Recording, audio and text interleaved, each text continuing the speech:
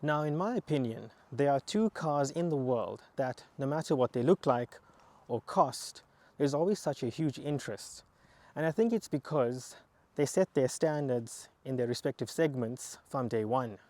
One of them is the Golf GTI, and the other is this, the BMW M3.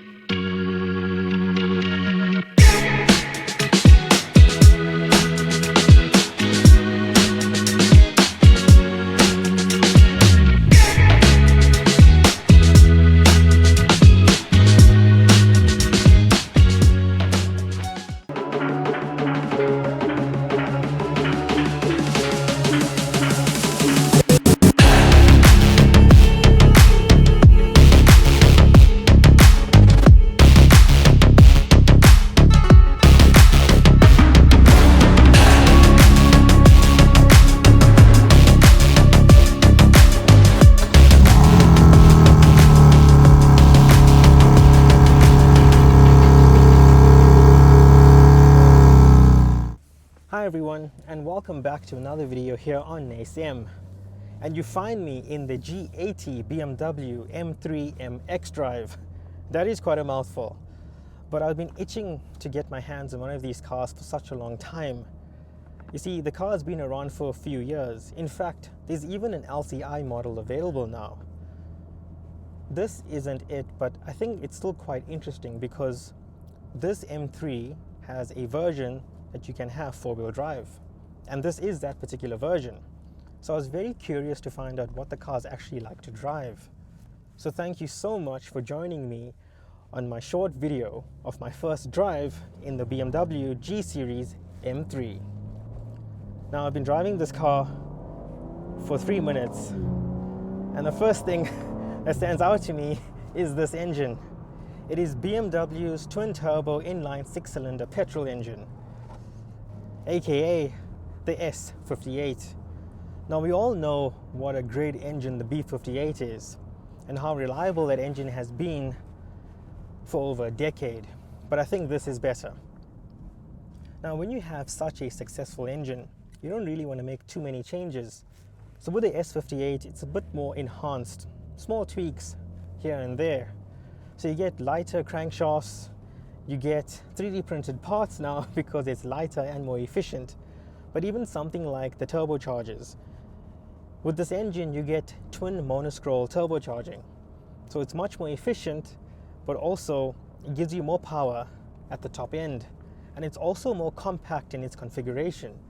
So when you're sharing your M engine with multiple models and platforms, I think it makes BMW's life a little bit easier. But the way it revs, it just feels so good. This engine is a real masterpiece. Now, this engine produces 390 kilowatts and 650 newton meters of torque, which is more than its predecessor, the F80. But this car weighs a lot more. In fact, depending on which model you are comparing it against, the weight can be sometimes more than 170 kilograms heavier than its predecessor. Now, you can offset that weight by speccing your car with things such as carbon M bucket seats, carbon ceramic brakes, and even opting for the carbon roof without the sunroof. But you're not going to offset all of that weight. But I think what's most important here is that the car feels light and agile. It doesn't feel heavier than its predecessor. Now, the G Series M3 comes with a ZF gearbox. I can remember when the car was launched and BMW announced that they're not going to have the DCT gearbox. There was quite a lot of noise by the M enthusiasts. But I think this gearbox works quite well with this car. You see, BMW are trying to make the M cars a lot more better on the road, and some people may actually use this car as a daily driver. And having this gearbox makes a whole lot of sense. It's very smooth, it's very refined. I quite like it. Even though this gearbox is slower than the DCT gearbox, it can change in less than 150 milliseconds. So it's not exactly that slow. Now, I thought that the differential in this car was the same as the one in the M340i, but it's a lot more sophisticated than that. In fact, it's actually part of the xDrive system. So it's constantly working out how to maintain the most amount of traction and make the car behave in a more predictable manner. But what I like about it is it feels very rear wheel bias, and I think that's very important in a BMW M3. Like all BMW M cars, you get a very good sense of what the car is actually doing, and I think the seating position plays a big part in that. You can get nice and low in the car. In fact, you feel one within the car. Now this G Series M3 actually comes with a staggered setup, meaning that the wheels in the front are actually smaller than the wheels at the back. Now they've done that to give the car better handling and also a better steering feel. And has it worked? Oh yes, it has.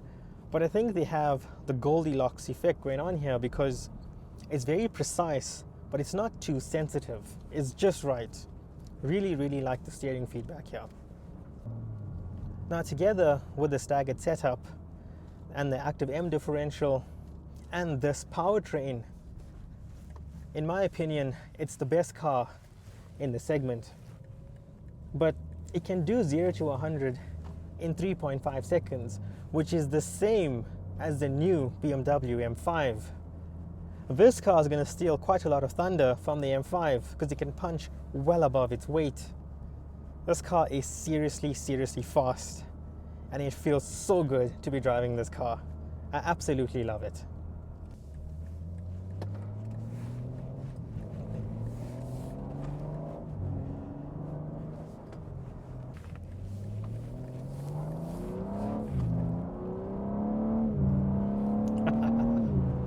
This engine, what an engine, what an engine. I love this car. Now when this car was launched all those years ago, I could only describe the front end by actually what my father would say: it's got a face only its mother could love. But you know what, standing here right now, I don't know if I matured, because you know I am in my 30s now, but the car looks very, very good. In fact, I think because the front end is so aggressive and the rest of the car is aggressive as well, with the flared wheel arches, the side skirts and the rear diffuser, I think it works quite well. What do you think? Well, looks are subjective. What I might find good looking, you may not, and vice versa.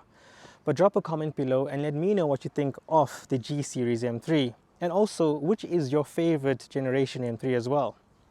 BMW are not really known for putting a lot of fake exhaust or vents on their cars, so you know, apparently the S58 engine requires a lot more cooling, and if you look carefully you can actually see through the vents that there's radiators here. So yeah, maybe it's all true. So I think what's very important when you spend more than 2 million rand on a car is how the interior makes you feel, and it makes you feel special in here. In fact, the build quality in this car is so good, and also everything feels very expensive to the touch. There's a lot less buttons. Obviously that's where all the modern cars are going now these days, but everything feels very expensive to the touch. It's got a nice tactile feel, and I think that's very important. And even here in the back, I mean, I'm not exactly a tall guy, 1.7 meters, but it's very comfortable back here. You can see this is my driving position, and I have a lot of leg room. So this is the boot. It's a very, very decent sized boot. I mean, for people who are going to daily drive this car, or maybe even go away for the weekend, you can put a laptop bag and also 2 carry-on bags, and then there's also space for your mother-in-law. So we've now reached the end of the video. This isn't a full-on review. I think I'm going to need more time with the car for me to give you that detail, but it's just a video of my first drive in the car, a very quick video. So as always, you have yourself a nice day, and I'll catch you in the next one.